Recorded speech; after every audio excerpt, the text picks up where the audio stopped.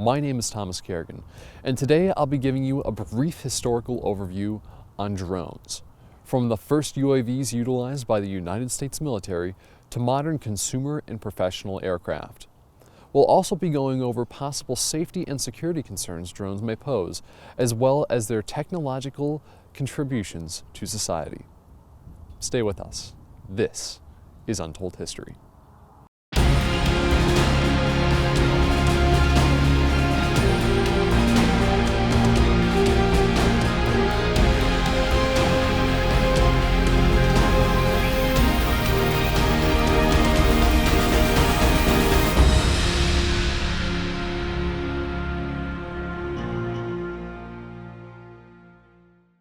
Quick note before we get started. I'll be defining drone or UAV in this video as any remote controlled aircraft that has a radio controller or remote controller and a video downlink. Now that's not the official definition of drone or UAV, but I just want to narrow down the focus of this video because I don't want to get bogged down with talking about balloons, dirigibles, and other sort of unmanned aircraft. I want to be very focused on aircraft with that video downlink and the picture, and a remote controller as well. Okay, so let's get started back going into World War II. The TDR-1 was the first unmanned aerial vehicle to be used in the Pacific during World War II. The TDR-1 was a modified plane that had a television camera in its nose pointing down with a radio transmitter. It would go back to basically a very old and small tube television. Back that could be in a chase plane or on a ship or on the ground. And this had about a 7-mile range that you could fly it. And basically these were dive bomb planes. So it's a one-time use.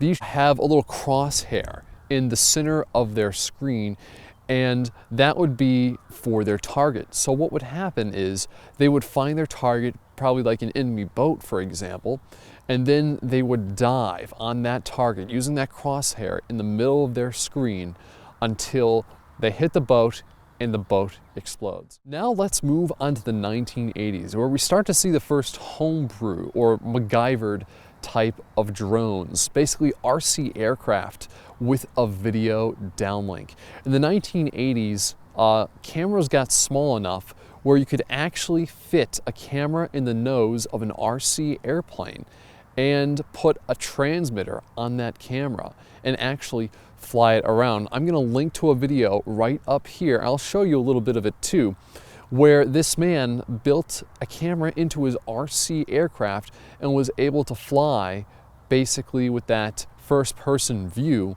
in his aircraft. He had to have a lot of things though. He had to have a ham radio, fast scan television transmitter inside of his aircraft, and then he also had to have a mini television with a gigantic antenna for his remote control airplane and television as well to make sure he got the best reception. But it took a lot longer for modern consumer drones to evolutionize or evolve, as I should say. Now let's move on to modern military drones. The most common faces of the US military drone fleet are the Reaper and the Predator. These two drones are what are used to conduct surveillance and strikes by the United States military. Now this could be a touchy topic because there have been some very questionable drone strikes that the United States has made. The most recent being one strike that actually killed a humanitarian aid worker in Afghanistan, I do believe. However, what's important to understand is that these strikes were based off of bad intelligence. It wasn't bad aircraft that were making these strikes. And ultimately, drones make US missions and reconnaissance safer as a result of being unmanned. Let's fast forward 30 years into the future from that custom hobbyist-built FPV kit to 2010, where the golden age of drones really starts to take form. Starting in 2010, we started to see consumer drones really hit the market, starting with the Parrot AR drone and moving on to DJI's Phantom 1 and Phantom 2 Vision. And moving on to the Phantom 2 Vision Plus, we started to see drones with cameras that were mounted, as well as 3-axis gimbals for stabilization, as well as that video downlink over Wi-Fi in that RC controller, which was absolutely incredible. That all-in-one package allowed a pilot with little or no experience to get their hands on a drone, not have to do any technical modifications to that drone, and you could fly it basically right out of the box. Today, during the golden age of drones, modern technology allows really good, stable HD video downlinks, as well as ADS-B receivers, which will tell you if any aircraft are near your drone. We also have some great 4K video and raw photos that rival those of DSLRs. Each one of these drones you see here have obstacle avoidance systems that'll tell you if you're about to run into something and how far away you are from obstacles. They'll even stop your drone. All of this modern technology gives absolutely incredible results, including the Inspire, which can shoot in 4K and even 6K raw video. Now let's move on to some of the pros and cons of drones. So drones are just really incredible. They're super fun to fly, and they're absolutely fantastic for getting students involved into technological areas like STEM. They're great for education. They're also great for that recreational flyer that just wants to grab a cool photo or fly around in the sky, and for professional filmmakers and photographers who need to nail that shot. The great thing about modern day drones is that they're smart too, so it won't allow you to fly into areas of restricted airspace, controlled airspace, or over critical infrastructure, because that GPS knows where you can't fly. Of course, like any technology, drones could be abused. So let's move in to talk about drones and privacy. I'm going to start off by saying for most drones that they are incredibly poor tools to use for spying. Most drones have a wide angle lens. I'll show you some footage that I shot today, and this wide angle footage is of me at my car. You could probably see me waving my arms around, and even if I was to push in digitally on that image, you're not really going to be able to see anything. And they sound like this.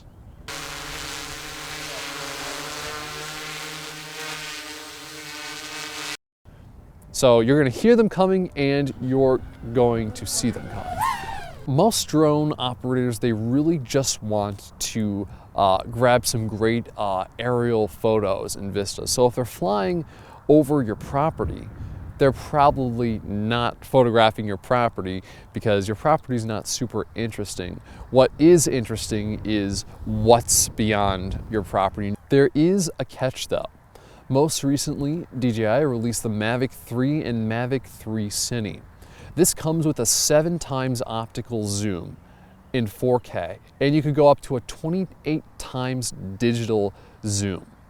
Here's the drone about like 350 feet high and about 300 or 400 feet away from me. So we're going to start off wide at 1x zoom. Now let's punch into 2x zoom, and now let's go into 4x zoom.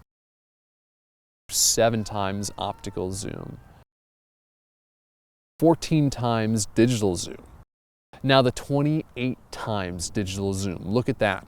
While we're taking a look at the Mavic 3's optical and hybrid zooming capabilities, I'd like to point out that the entirety of the national airspace is public and managed by the federal government.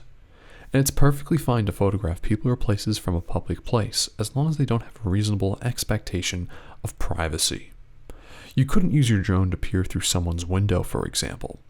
But again, most drone pilots can't fly low enough to ID you, and the telephoto capabilities you're seeing now are in only 2 drones commercially available to the consumer market, and they cost between $2,000 and $5,000 respectively. So to reaffirm, you or your property are not interesting to drone pilots, and most drones have such a wide field of view, it'd be extremely difficult to ID someone from the air. And most pilots understand that it's bad form to fly super low over people's property. So unless a drone is taking off or landing, it's probably going to be sitting in that 200 to 400 foot range. That way we're not going to hit any trees, and we have some of the great wide angle views that we love to get. There's certainly been a lot of development of UAVs in the last 80 years, from the first drones to take to the skies in World War II to modern-day consumer and professional remote aircraft.